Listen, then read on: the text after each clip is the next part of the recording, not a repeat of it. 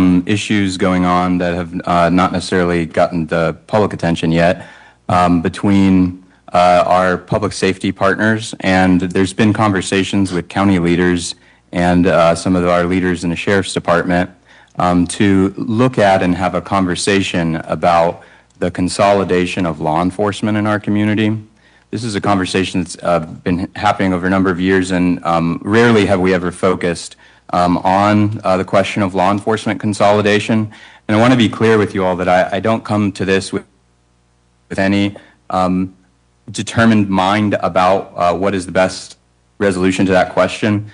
The conversations that we've had with the sheriff's office have been about having them come before this body and answering 3 questions. The first question is, what are the current disadvantages of the 2 departments being separate? What are some of the issues that come up? The second question is, how would consolidation of the departments solve those issues? And then the third question would be, what are the challenges about consolidation of law enforcement moving forward that would need to be addressed? And so the motion would be to invite the Leon County Sheriff's Office and Under Sheriff Ron Cave to present a 5 to 8 page report answering those questions before this body, and then we would hear his comments. We could ask him questions and go from there. So the motion is to request more information on consolidation of the law enforcement agencies. Inviting the sheriff's office to present before this meeting. Do I hear a second for that motion?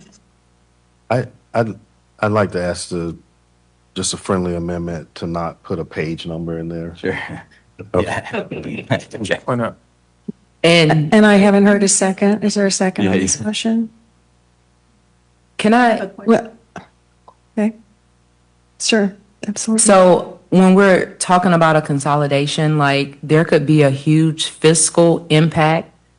So we've been talking about a lot of things, but not about the fiscal impact. So if we're going to have them come and answer questions, we would need to like kind of talk about, you know, possible fiscal constraints, like their operating budget, what is the city operating budget, and what would it cost to do a consolidation, and if that budget is even available for us to do it.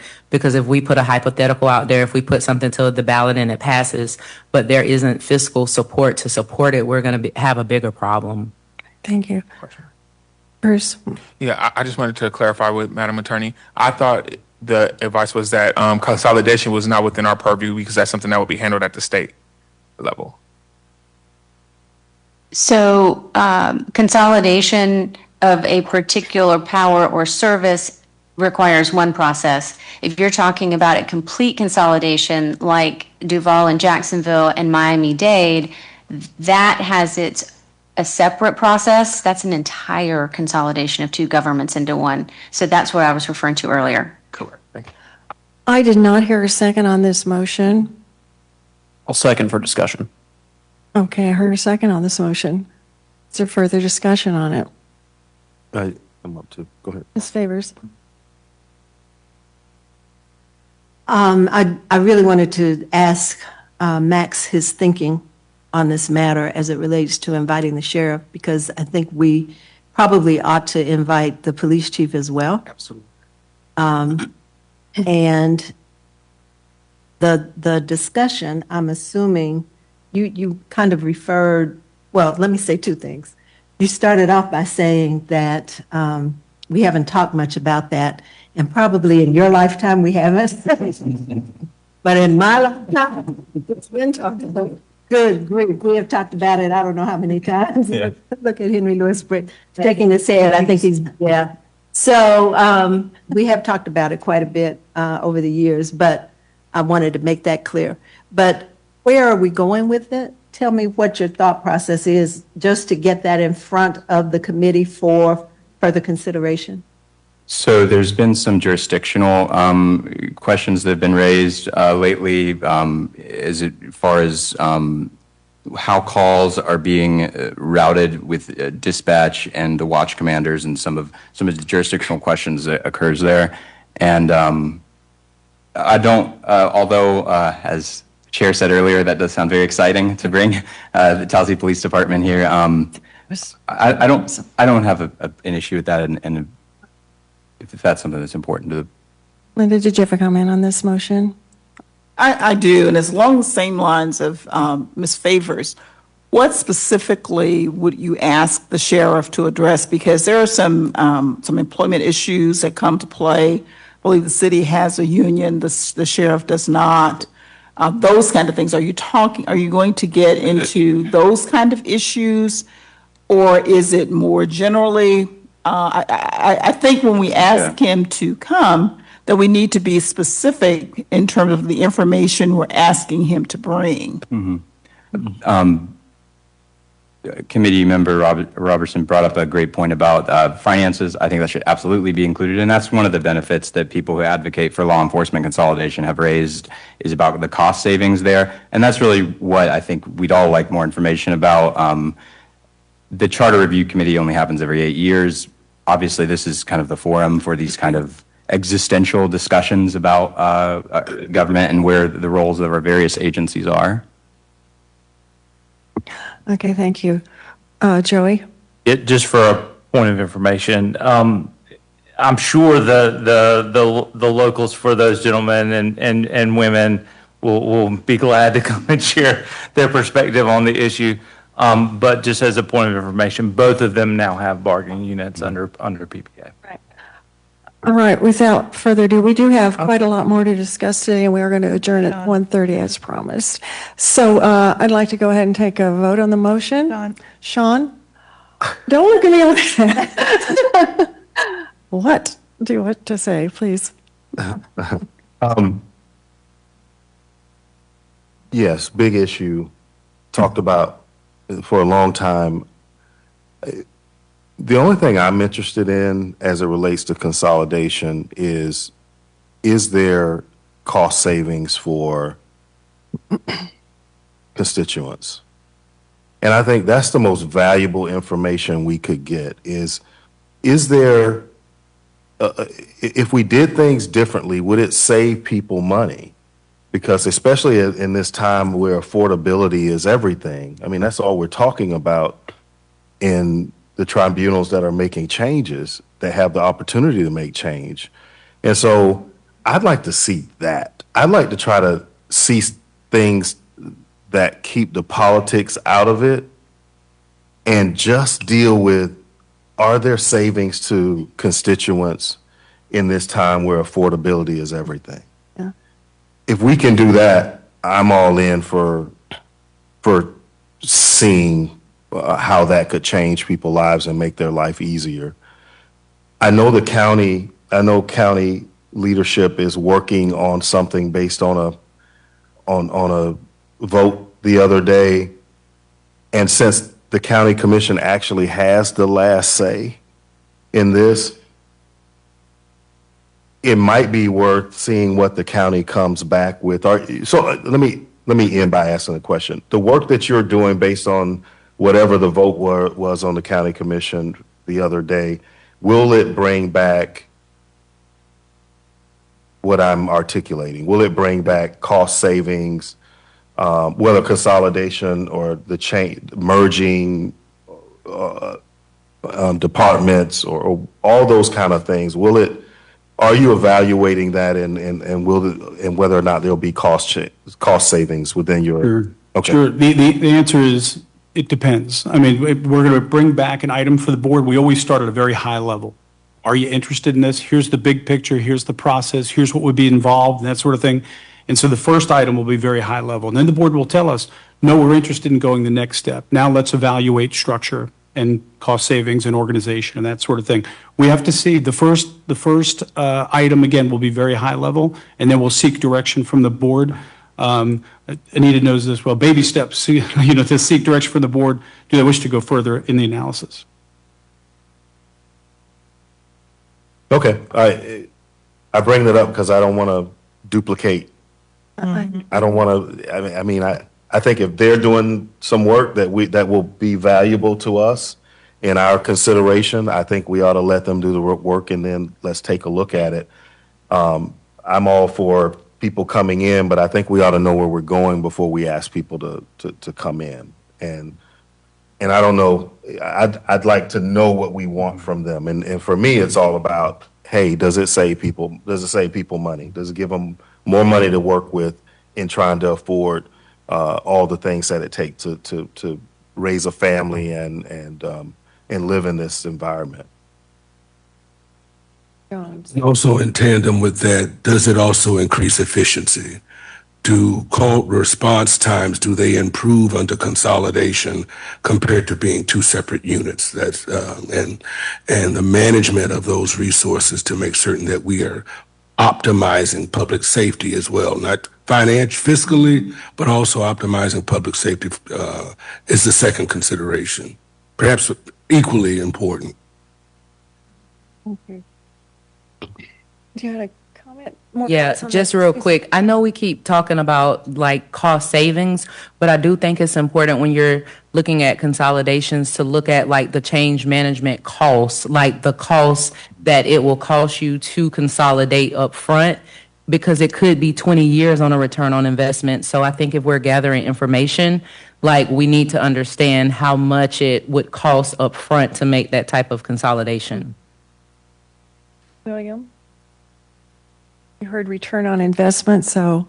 I would just be, that's probably where I'm going. I'd be interested, Anita and Dr. Lewis, you guys have been around the block before on this, and what happened in previous times and what was kind of the thought process or the reason for not doing it. I don't really interested in reinventing a wheel if it's somebody's already been through it. Right. And I think a lot has changed since the last time we had the discussion. For example, I'm pretty sure that the sheriff's office did not have a union the last time this was discussed. So that was a big deal in terms of having a unionized force and a non-unionized force. I'm trying to think of other issues. There were a lot of citizen comments about feeling that there were advantages to having an elected sheriff and an appointed police chief. And I think some of those probably ought to be considered and looked at. I can't think of anything else. Can you, Dr. Lewis? We didn't have a consolidated dispatch department at that time. That's right. We didn't have consolidated. Big deal. Help with the response time. Right. Hopefully it has. I don't know if that's the case or not, but certainly that was one of the issues. Yeah. Sean mentioned the politics of it, and that's probably the most critical issue in this whole discussion is how do you keep the politics out and make sure the people are served better at a lower cost in that regard. So that's a difficult thing to weigh in that regard, but certainly those are some of the issues that were talked about as far back as 1987. Oh, I still have shoes, as they say. Vice Chair, on this topic? Or? No, it's not on this topic, but I mean, I can make, Madam Chair, I want to thank you, first of all, for your leadership and starting on time and ending on time. But I think we should, as a committee, take in consideration, I know our bylaws address it, that perhaps we may want to limit discussion on items, because I mean, we spent an hour at one meeting on item number 4. We spent another hour today.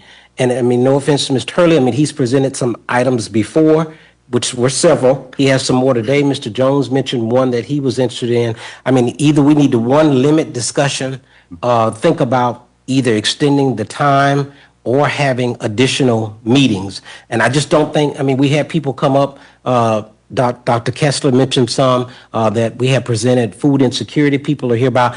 I just don't think that we're going to have enough time with the scheduled meetings if we're spending an hour on each topic. It's just not, it's not going to be enough time. So, I mean, I think we should consider either, like I said, limiting the discussion on an item, having additional meetings, or extending the time on the meeting. So it's just a topic for discussion. That's all. Thank you very much. I think we have, I hear you. I think we have 2 more comments on this particular amendment. We are going to have more of a discussion from our staff on what the procedure is going forward. You all will have plenty of time in the next 6 meetings to bring up your ideas that come to you. And there's a process that we're going to be explaining pretty shortly. I would like to go ahead and dispense with this particular motion unless there's, and I don't think we're going to get through all of part 2 today anyway at this point. So Ms. Edwards, did you have a One comment? question that relates to this motion. Is there a way to get the information that we've just talked about that we really want, other than The having the invitation. sheriff come in or the chief come in or whatever? Can we even wait for the county's information to see what that gives us and then decide if we need to do something else? How does the maker of the motion feel about that? I think that they're expecting to be able to present before this committee, and I would like to be able to give them the chance to do that. Oh, you do think they're expecting it? Okay. How do you know that? We've had conversations with the sheriff's department about it. All right, then. We'll go ahead. We're going to take a vote on the motion, which is to move forward. Oh, God, I'm so lost now. Option 4. Not option 4, excuse me, but to invite the sheriff and the police chief both and to speak to us with special emphasis on cost and effectiveness and so forth at some future meeting. We don't have time for that. It's been made and seconded. All in favor of that motion, please signify by saying yes. Aye. Yes. And those who are opposed? No. No. We need to we need a roll call on this, please. Nikki? All right, when I call your name, please indicate yay or nay for your vote. Davis Joey, Yes. Linda Bodden Edwards, No. Liz Ellis, Yes. Anita R. Favors, No. Max Herrle, Aye. I'm sorry, Aye. Daryl Jones, No. Howard Kessler, No. Henry Lewis, No. Slayton Murray, No. Heidi Otway, No. Sean Pittman, No. Ryan Ray, No. Shamarl Roberson, No. William Smith, No. Bruce Strobel, Yes. Jarrett Terry, No. Katrina Tuggerson, No. Barry Wilcox, Yes. Chauncey Haynes, Vice Chair, and Chair Lindley. No. Motion fails. What is the vote? Motion fails. All right, we're going to move right into part 2. Okay. Well, hold on. There's been a point of order. Can you give me an idea of the motion that we just voted on was to have the sheriff's office present before this board. In addition, there was a friendly amendment, I'll remind you all, to invite the Tallahassee Police Department and their leadership here. Where does that leave the motion that was just made? Where does that leave us as far as being able to discuss these issues further? By a simple majority vote, Okay. as put forth So by the nothing, bylaws. nothing has happened to take anything off the table just now.